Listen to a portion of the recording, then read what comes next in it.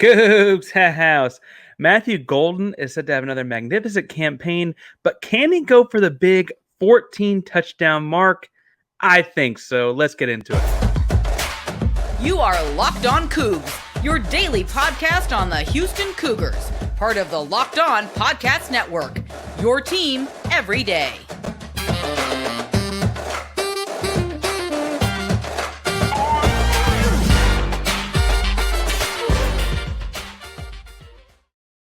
Welcome to Locked On Cougs, the daily podcast all about your Houston Cougars. I'm your host, Houston-born teacher and coach, Parker Ainsworth, to break down all things Cougs. If you're a U of H fan or just a hater who came to stop by, please be sure to subscribe down below.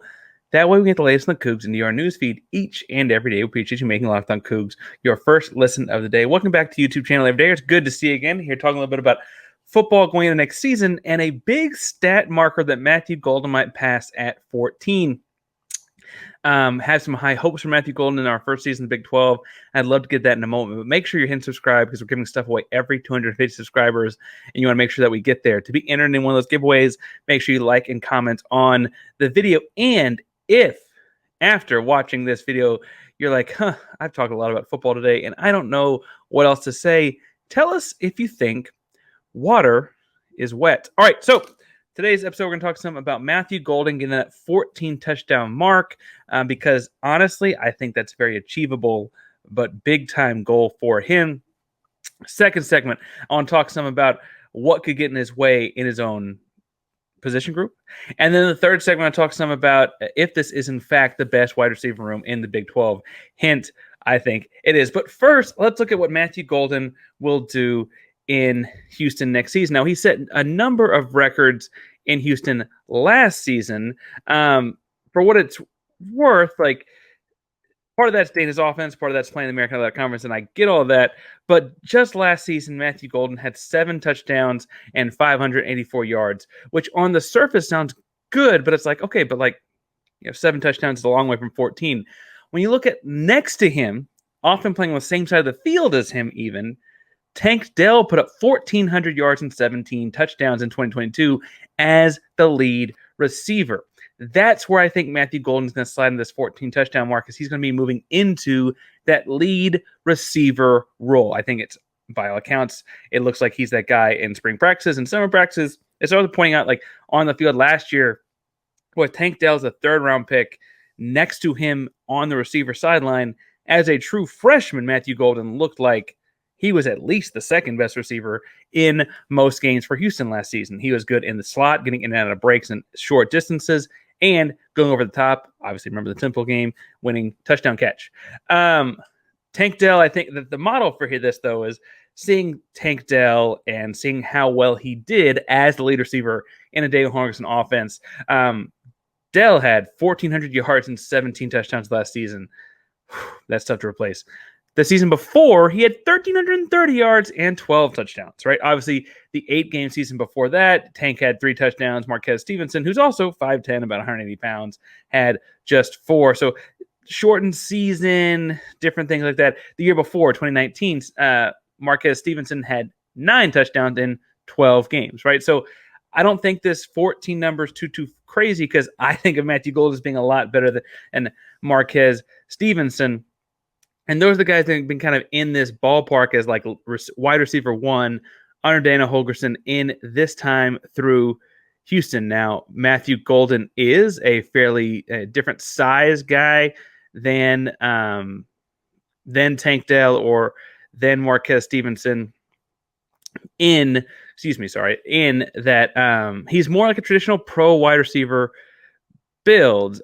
He's listed at 6', 190. I've also seen him at 6'1", 185. So I think that's that more traditional wide receiver type. He's not the 6'4", 6'5" jump ball guy, but he is a combo size receiver in every sense. I also think part of this is that as incredible as he is on his breaks, as incredible as he is on his routes, and as incredible he is in catching the football, just his ball skills in general, the way he tracks the ball, sees the ball in the air, pulls the ball into his body, puts it in his one arm and tucks it, all those kinds of things. This is also about Dana's offense, right? Looking at Dana's offense and what Dana has done with receivers in his time, even prior to Houston, when he was in the Big 12. For instance, in his last season at West Virginia, David Sills had 15 touchdown catches, and Gary Jennings had 13 touchdown catches. Season before, David Sills had 18, and Karan White had 12. Right, in 2016 and 17, a kid named Shelton Gibson had 9 and 8 touchdowns respectively. 2014, they had Mario Alford had 11, Kevin White had 10. The big number here being obviously Stedman Bailey in 2011. Stedman Bailey had 12 touchdowns. In 2012, Stedman Bailey had 25 touchdowns. In those same 2 seasons, Tavon Austin had 8 and 12 touchdowns. That's a lot of guys catching a lot of touchdowns when he was the head coach at West Virginia. I understand Tavon Austin's really, really fast, and Stedman Bailey always had that tremendous 25. That's a giant year. It might be. Tell me down below if you think it'd be too crazy to have Stedman Bailey get a 25 touchdown type season. Would that be crazy to see out of Matthew Golden? That's a lot of touchdowns. But I will say that those numbers make me think that as a head coach, Dana Holgorsen is totally capable of getting a guy like Matthew Golden in the end zone 14 times. And as talented as Matthew Golden is, if he's given those chances, I think he will.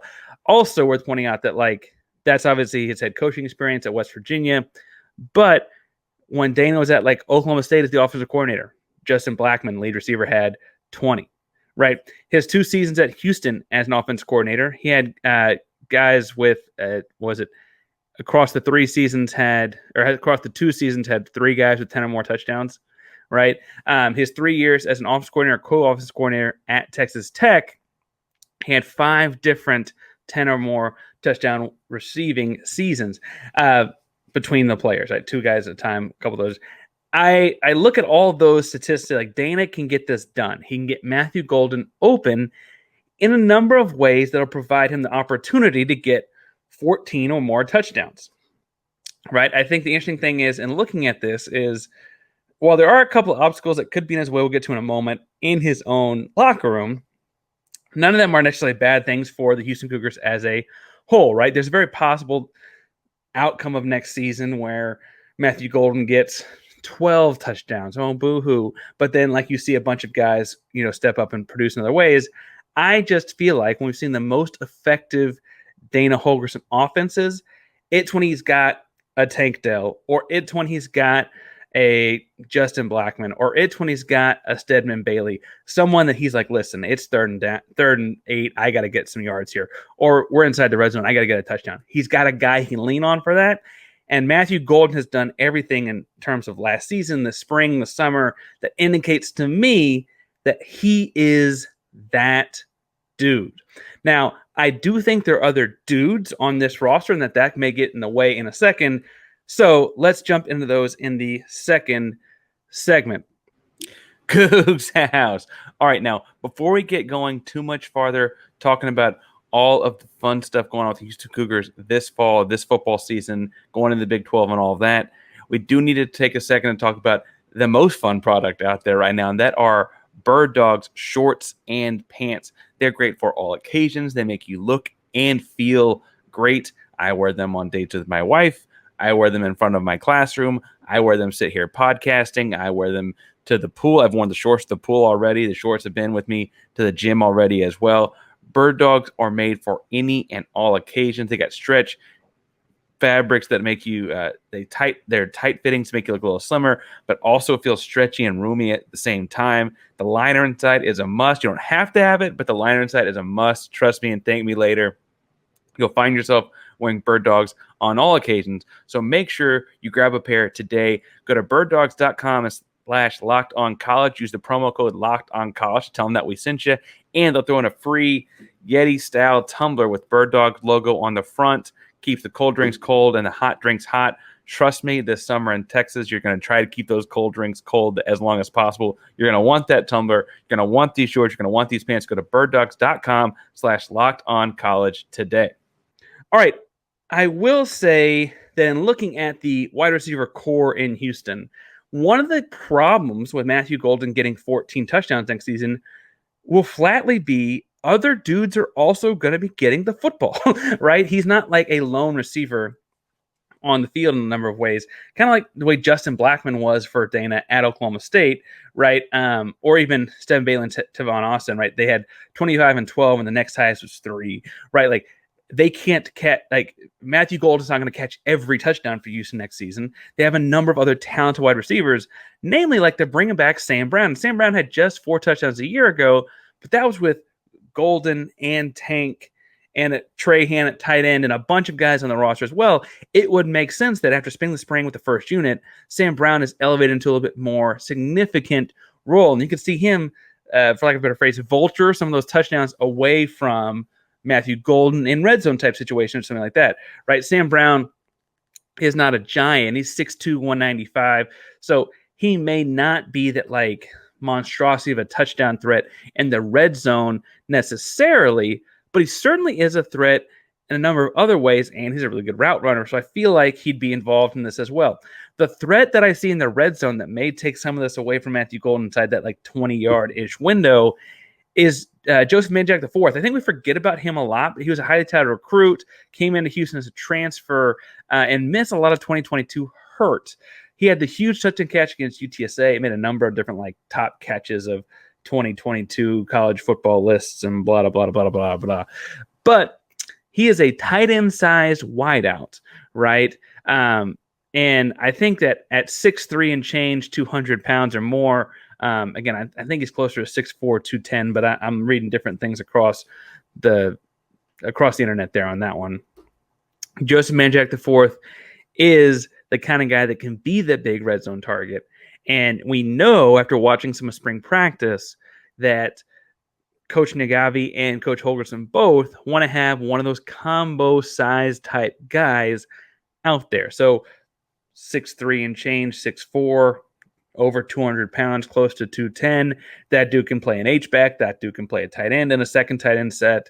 That dude can play a wide receiver. So he'll be on the field a lot, Joseph Manjack will. And we know that he's a giant. And so as a giant, he might be more of that red zone threat. So does that take some red zone touchdowns away from Matthew Golden? Maybe. Similarly, I think Joshua Cobbs is the same. Again, he's 6'4", 205. And coming from Wyoming, you might look at his numbers like, oh, those aren't very strong. Like, they're not very gaudy or whatever. But truthfully, when you look at the kind of an offense that Wyoming was having to run, just because of the athletes they have in Wyoming, they weren't getting them the football a whole lot. And that says to me a lot more about Wyoming than it does about Houston or Josh Cobbs. The exciting kid, though, I think that could maybe vulture some of these touchdowns and take some away from Matthew Golden is Stephon Johnson Jr. Now, Stephon Johnson saw limited action at Oklahoma State, but all his action on video is extremely impressive. The kid is super quick and out of breaks, and he has real breakaway, over-the-top type of speed. His most notable, I guess, was in their bowl game. He had some like 80-plus yard touchdown against Wisconsin. Now, I say that to say that he's got the speed and the tools, and having been at Oklahoma State, he understands how to do it in the Big 12 already. I could see him maybe not playing a whole lot in the first couple weeks of the season, kind of getting used to the program. He was here in the spring, I guess. But truthfully, by about mid-season, I bet Stephon Johnson is on the field a whole heck of a lot. Stephon Johnson's a similar size guy to Matthew Golden. He's about 6 foot, about 185. And so you could see him obviously maneuvering a lot more in the same positional type spots. And if you wanted to have mirrored stuff, teams are going to know Matthew Golden's a target coming in. You might see a little bit different kind of coverage on the backside for one Stephon Johnson. The kid, though, that could throw this whole thing off is one of the highest ranked recruits to ever come through the University of Houston, and that's Mikael Harrison-Pilot. And Mikael Harrison-Pilot, MHP, is an impact route runner right away. Now, I know he's listed as an athlete, as some schools told him he played defense. He's coming to Houston run routes and coming to Houston catch touchdowns. And when we think about the way that Tank Dell opened up things for Matthew Golden last season, it's not crazy to think that Matthew Golden could be doing that for MHP. And Harrison-Pilot is like I don't know how to say it. I don't mean this to denigrate anyone else on the roster, but he's the kind of guy that comes in, you have to play him right away. He's that caliber of an athlete. He's too big, too strong, too fast, too good with the ball in his hands, too elusive with the ball in his hands. You've got to get him the rock and get him into space with it. And I could see how that could shift the offense back that way. And so you could have Matthew Golden with 10, Sam Brown with 6, Manjack with 6, Cobbs with 4, Stephon Johnson with 5 or 6, Harrison Pilot with 7 or 8. And suddenly it's like that is actually more receiving touchdowns than last season for Houston, but divvied up a whole different kind of way because it's more balanced across the room than having Tank Dell have 17, right, and having Matthew Golden have 7.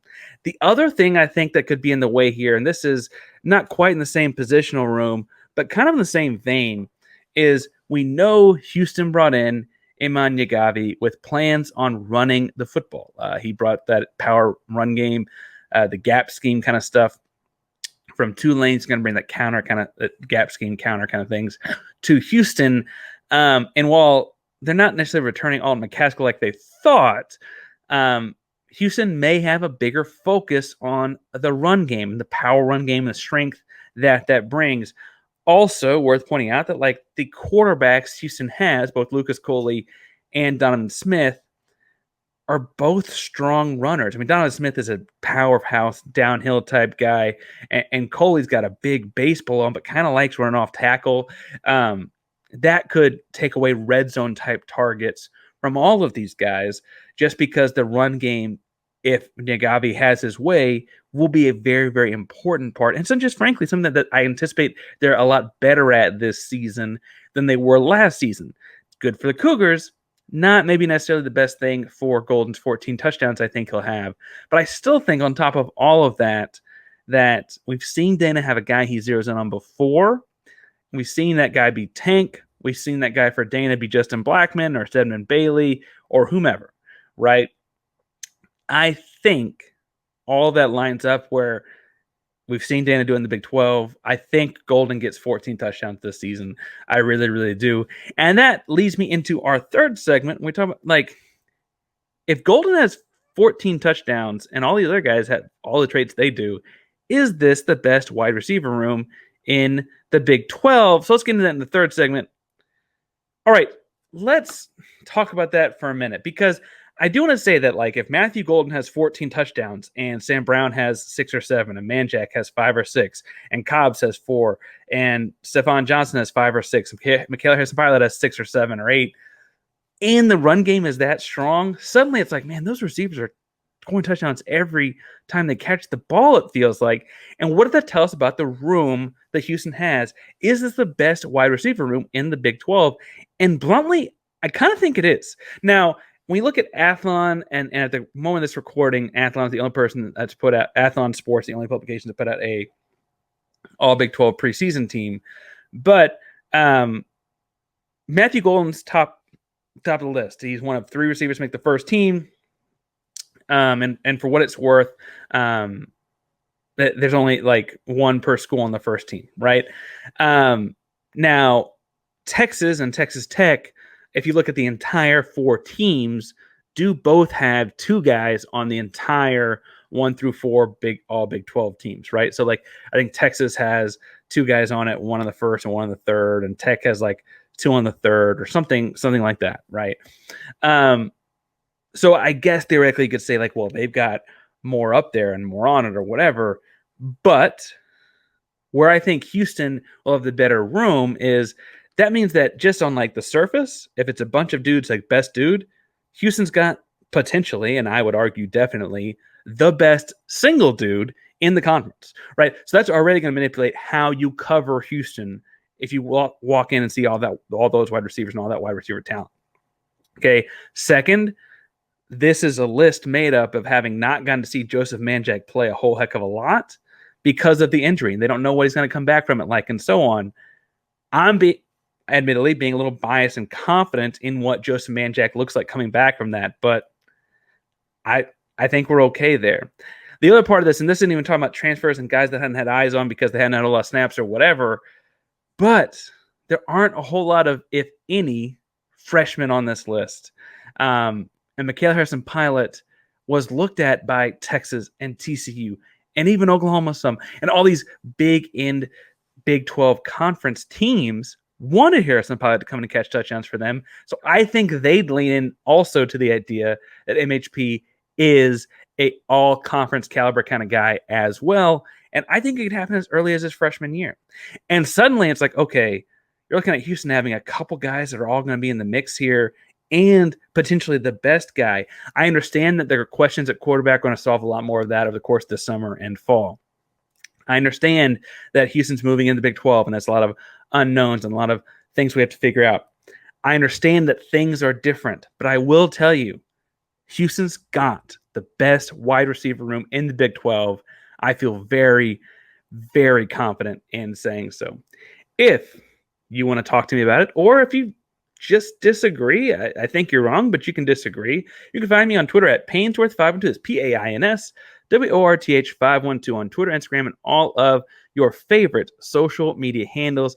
I'll be happy to talk all things Houston Cougar football, you being wrong, Houston Cougar basketball, the Rockets, Texans, Astros, what have you. All things Houston sports all the time. So make sure you find me on Twitter, Instagram, TikTok, what have you, at PAINSWORTH512. Thank you so much for tuning in today and making Locked on Cougs your first listen. As it is the summertime, I'm going to recommend listening to Locked on Astros for the H for your second listen of the day. They got great stuff going on there following the season each and every day all year long, so make sure you go check them out as well. Thank you all so much for listening to Locked on Cougs. Locked on Cougs is a proud Locked on Podcast Network. That means your team every day. Go Cougs.